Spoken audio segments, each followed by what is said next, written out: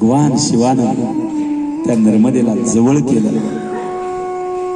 आणि सांगितलं, माग काय मागायचंय, तू माझं ध्यान संपेपर्यंत थांबलीस, माझी वाट बघत बसलीस, माझ्यातून तू प्रगट झालीस,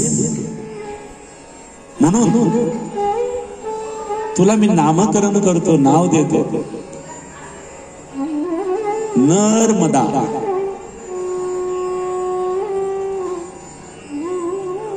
आणि तिचं नामकरण केलं, त्याचा अर्थ असा होतो, न मर्दा.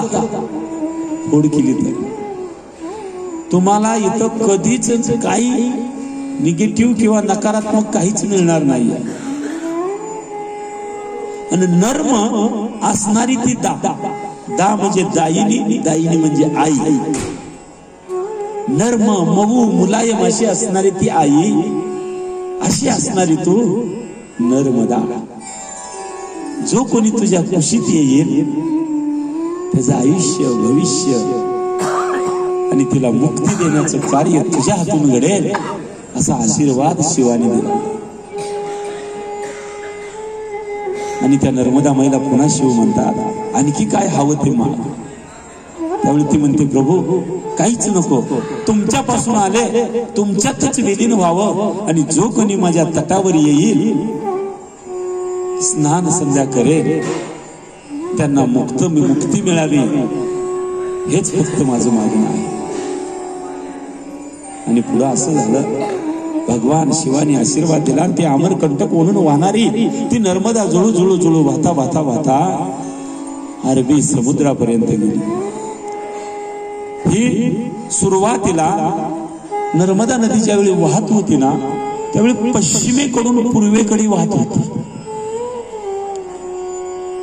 आणि तिथं प्रवाह तसा चालू असताना पुढे असं झालं, त्या नर्मदा माईचं लग्न ठरलं. ती कुमारी होती,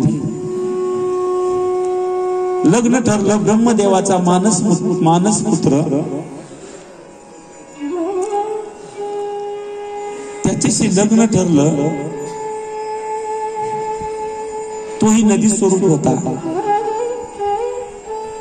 आणि ज्यावेळी ती वरात यायला लागली, वरात येताना असं झालं की त्या नर्मदा माईचं श्रृंगार संपना.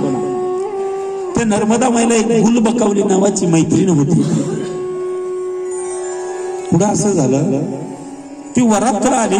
नर्मदा म्हणते, अगं बघ वरात कुठपर्यंत आली, आवाज आला. ती गुलबकावली म्हणते, मी दरीद्री अंगावर कपडे तरी नाही नीट, माझ्या तुझे कपडे घालून मी जाऊ का? नर्मदेची वस्त्र घालून ती गेली. तोपर्यंत ती वेळ घटिका जवळ आलेली होती लग्नाची. त्या नवरदेवाचं नाव होतं सोन. त्या नर्मदेचा श्रृंगार, तीच कपडे घालून आलेली हीच नर्मदा. वेळ झाली, घटिका टळून जाईल, पुन्हा आपली लग्नाची वेळ गेल्यानंतर पुन्हा चालता येणार नाही, म्हणून पटदिशी त्या सोनानं त्या असणाऱ्या त्या नर्मदा समजून गुलबकावलीच्या गळ्यामध्ये माळ घातली. लग्न त्यांचंच लागलं. नर्मदेचा श्रृंगार झाला आणि जाते बघते तर लग्न तर लागलं. मी नवरी इकडं आणि माझं लग्न तिकडं. त्यावेळी लक्षात आलं, त्यांनी सांगितलं की ही नर्मदा नसून गुलबकावली आहे, पण एकदा लग्न झालं. त्यावेळी नर्मदा रागावली, माझ्याशी लग्नासाठी आला तुम्ही आणि लग्न मात्र माझ्या मैत्रिणीशी केलं, आता मी इथून पुढे लग्नच करणार नाहीये. आणि तिनं पूर्वेकडे वाहणारी नर्मदा टर्न मारला आणि पश्चिमेकडे वाहू लागला. आणि पश्चिमेकडे वाहणारी नर्मदा तिनं शाप दिला त्या सोनाला, तुमचा संसार कडेला जाणार नाहीये. माझ्याशी लग्न करायला आला, पण माझ्याशी न करता तुम्ही माझ्या मैत्रिणीशी केला. आणि ती वाहणारी नर्मदा पुन्हा प्रवाह सुरू झाला. तो प्रवाह या मार्गावरून गेला. मग इथूनच का परिक्रमा करायची किंवा ह्या स्थानाला का नर्मदेच्या जास्त महात्म्य दिलं? त्याचं कारण आहे, जिथं उगम झाला तिथं पाय आहेत नर्मदेचे. तिथून पुढे आल्यावर होशंगाबाद म्हणून आहे, तिथं आहेत गुडघे. तिथून पुढे महाराजपूर आल्यावर तिथं आहेत मांड्या. आणि इथं आहे कटी कमरेचा भाग, योनीचा भाग. इथून उत्पत्ती होते, म्हणून ह्या भागाला जास्त महात्म्य दिलं. इथून पुढे गेलं का पुढची तिथं श्रीप्रकाश आहे, तिथं नाभीचा भाग आहे. नीलकंठेश्वरला गेलं तिथं छातीचा भाग आहे. आणि तिथून पुढं डोक्याचा भाग आहे. आणि समुद्रामध्ये केसाचा भाग आहे. अशी असणारी ही नर्मदा नदी. आणि ती नर्मदा नदी वाहत असताना पुन्हा समुद्राच्या जवळ गेल्यावर अरबी समुद्र हात बाहेर पसरून आणि इतकी मोठी पवित्र नदी माझ्यामध्ये विलीन होण्यासाठी येऊ लागली. त्यावेळी तो हात पसरून उभा आहे. त्यावेळी नर्मदा जाग्याला थांबली नीलकंठेश्वराच्या ठिकाणी. मी तुझ्यासाठी आलेली नाही आहे.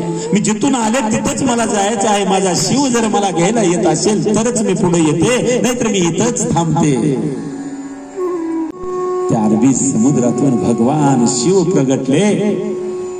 समुद्राचं पाणी मागं सरलं आणि पुन्हा ती नर्मदा शिवामध्येच विलीन झाली. शिवामधून उत्पत्ती आणि शिवामध्ये विलीन झालेली ही नर्मदा मोक्षदायिनी म्हटलेलं आहे.